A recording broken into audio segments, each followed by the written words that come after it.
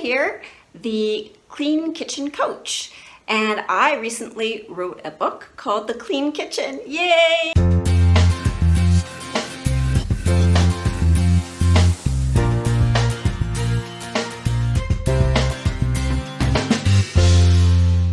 I'm now an author, and I'm super excited to share that with you.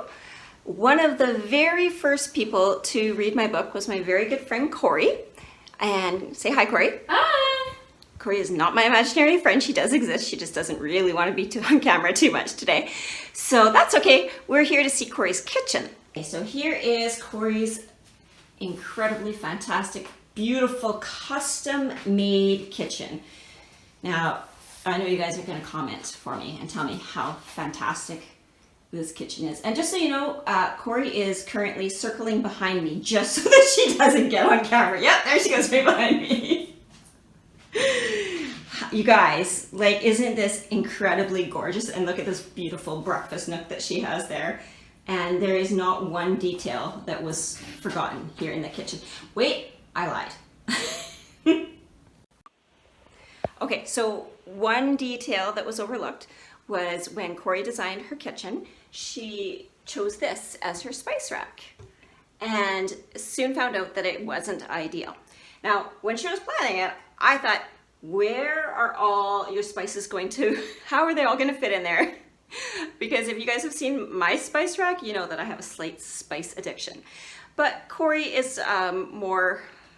I'm addicted to silverware. Silverware! See, she is addicted to silverware. So Corrie was actually one of the very first people to read my book, and she had some incredibly great takeaways from it, and we're going to share those with you today. Okay, this is where Corrie is currently storing her spices. Now, Corrie, what is wrong with, not wrong, what is not ideal? No, it's wrong. It's wrong. I did not have enough space originally, like you said, but I still don't have your spice addiction. I can't read what they are. They don't stand up properly. I've tried a couple different techniques and nothing is working. They're hard to reach, they're hard to get at, they're hard to see what they are. Okay, so what is our solution? That's why I called 911 Fiona.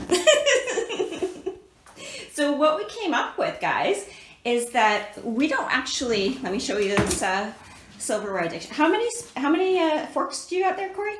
I told you, I have 43 best friends that are all coming over for dinner one night. 43, guys. Is this a new record? I don't think it is. But it is certainly a lot. So as you can see here, what we have is a very organized drawer. It's just not minimalized. So we also have a drawer over here. Also very, very organized and very not minimalized. So that's our project today, guys. We are going to take the spices and transfer them into this drawer once everything is minimalized. Correct, Corrie? Correct. Correct. Okay, so let's get started. Okay, so see, she's not imaginary. She's beautiful and she's real. And she has got her cardboard box. And why do we have a cardboard box instead of a nice, beautiful Tupperware container? Because I'm not ready to throw anything out yet, so we're going to, what I'm thinking I'm not going to use, I'm going to put in this box, keep it for, I think, what did the book say, 3 months? Sure. And then after that, then I will donate the box and all to somewhere else. If I use a nice box that I want to keep, I'm going to take the stuff out of the box again, and then I might put it back in my drawer, which is not what I wanted to. Okay. And just a side note here, guys, this is my hardest part about helping somebody declutter, is I will be like, ooh, that's so pretty. I should take it for my house. So Corrie, do not let me leave today with anything. Okay, guys, we're gonna get started. Okay guys, so before we start, Corrie and I actually discussed ahead of time what her rules were going to be for decluttering this space. And the reason why we're going to go with rules is because now the rules are the bad guy and we don't have to make any decisions. We just have to follow the game plan that we set out. So Corrie has decided that with her drawer. Let me show you again. Okay, a little bit of stuff in there. What she's going to do is dispose of anything that's broken or cracked. She's going to donate anything that she hasn't used in the last year, and anything that's duplicate, she's only going to keep the one that she loves the most. So here it is. It's Corrie's utensil holder, and it's an owl, and she likes the wooden utensils to be in there. So we're aiming to keep all the wooden ones. I just have to show you guys how cute her whole kitchen is with all the owls. And she didn't go overboard, which I love. She just has enough to make her heart sing. Isn't that wonderful? Wait, the one more I gotta show them. That. Like, where do you even find all this stuff? There's a duplicate. There's a duplicate. Oh, there's a triplicate. And how many knives does one person need to be on? So I actually only have 2 knives that I work with. Oh. Well, these are my steak knives, so I'm going to keep these. And I'll put those in a better spot. And I will keep. Guys, I'm working on Corrie to get the meat knives out of the house because we don't need meat. Just kidding. I know that Corrie said when she read my book that it was awesome, but there was no way I was convincing her to not eat meat. But you have convinced me to clean my cupboards and make it more convenient. That I've never used. I think I have duplicates over here of the can openers. Okay, and I kept one beside where I keep my food and one beside where I keep my fridge, so it would be convenient, but that's really inconvenient because it's in 2 different places. So I'm going to just keep one, and we're going to have just one drawer of utensils now. So which one's better? I like that one better, so we'll keep that one better. And I'll put that one in the duplicate. Oh, there's that one there.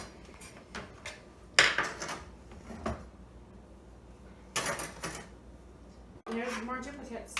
And these do not belong in the kitchen because I do not burn candles because my cat plays with them. So I'm going to stick these in my back porch, which you can't come into because it's a mess, because these are meant for the barbecue. So Corrie, I noticed that you're putting away that where it belongs right away. Do you remember anything about that in the book? Because I don't want to put it back in my drawer. Get things out of your sight and put them where they belong so that you're not making another mess somewhere else to clean up later.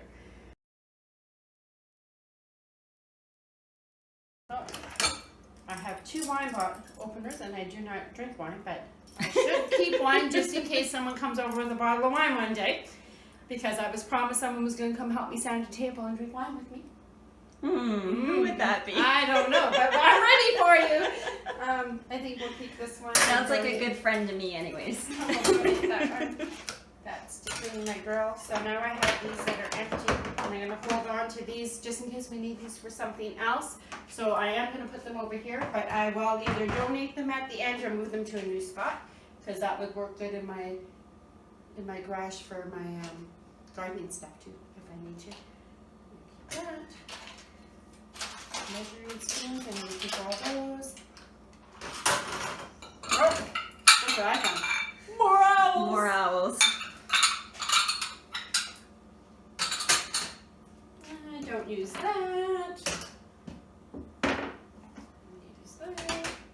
Oh, So the gadget that you just threw away was an apple corer, like it yeah. for coring apples. No, you can't have it. No, I'm gonna say, guess what else you can use to cut apples into slices? A knife. A knife. Good job.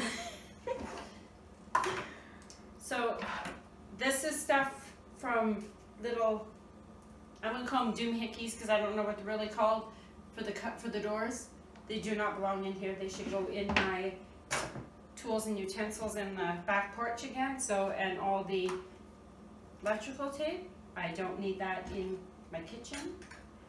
So I'm going to move that into my carport, and I am going to move all the Scotch tape into with my wrapping paper and stuff in the other room. And I am also going to downsize my pencils into a smaller amount. I like to have a pencil, a pen, and a marker in my kitchen at all times, and a notepad. So I'm going to make that just a little more convenient. And I think that's about it. Then this drawer will be empty. Okay, so Corrie has done an excellent job of getting rid of, not very much, because let's keep in mind that she did just redo this kitchen. So we are next level right now, okay guys? And I noticed, Corrie, that we have a couple of knives that didn't make their way into the quarantine box over here.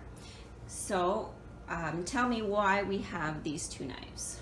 This one goes with a set of knives that I'm keeping the rest of.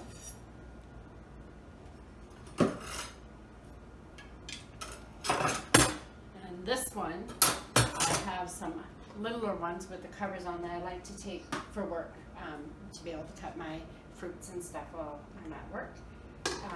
But as Fiona politely pointed out, these two knives did the same thing. So I was torn on which one I wanted because my mind wants to keep the one that's pretty and goes with the set, and my other side of me wants to keep the one that's safer because I have a small grandson that comes over and I just thought safety first. But I had to choose which made my heart happier and which one I would use more. So this one is now going in the quarantine box. Okay. And this one is going into the pile of keep. And also, we had talked off camera about Corrie liked the idea of the safety of the blade being covered, but I had reminded her that it is going to be safe because with less items in there, there's less chance of reaching your hand into a knife blade. Okay, back here with Corrie and her, what do we call this, utensil addiction? And Corrie, how did you get so many utensils? I don't know. Okay, so now we're going to downsize, and Corrie and I had talked about, she said, you know, Fiona, though, we're using all of these. And I suggested that, of course she was using all of them, but if we got rid of them, then we'll see if maybe the dishes will get rinsed and reused and save some space in this drawer. So we are, did we already mention that we're downsizing? We're gonna keep 8. So let's get to that. Okay guys, I have no idea why, but whenever somebody donates stuff, I'm so proud of them. So let me tell you how proud I am of Corrie, because look at, this is what she's donating today. And that's pretty fantastic, seeing as we only did 2 drawers, and this is a completely new kitchen. So I'm super, super proud of Corrie, although she did tell me that I have to take the box with me because she doesn't have the willpower if I leave it here. Okay, but still super proud. And this is what we are left with. Yes, yay, Corrie. And now what we did was we went to the dollar store and found this very cute utensil holder. And we are going to put everything back into the store. Now, I know the answer to this, but we'll just ask Corrie, is this drawer ideal for where your utensils are going to go? Yes. Yes. That, I would say, is the perfect drawer for this. And the reason for that is that the dining room table is right beside it.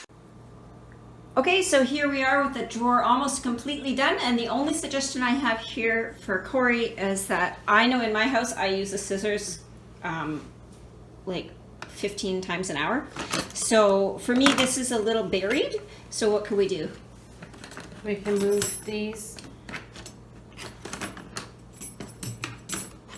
over here. Perfect. And put that like that. And now the scissors are easily accessible. An empty drawer. And now we have an empty drawer.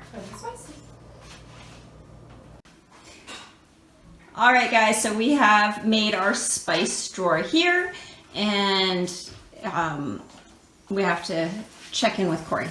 Corrie. Hey! Are we happy? Yes, we're very happy. Yay! Oh, sounds like just in the nick of time. Okay, thanks everybody for watching. Amazing that you spent time with us here today, and thank you so much, Corrie, for letting us crash your kitchen. All right, see you on the next video, guys. Bye!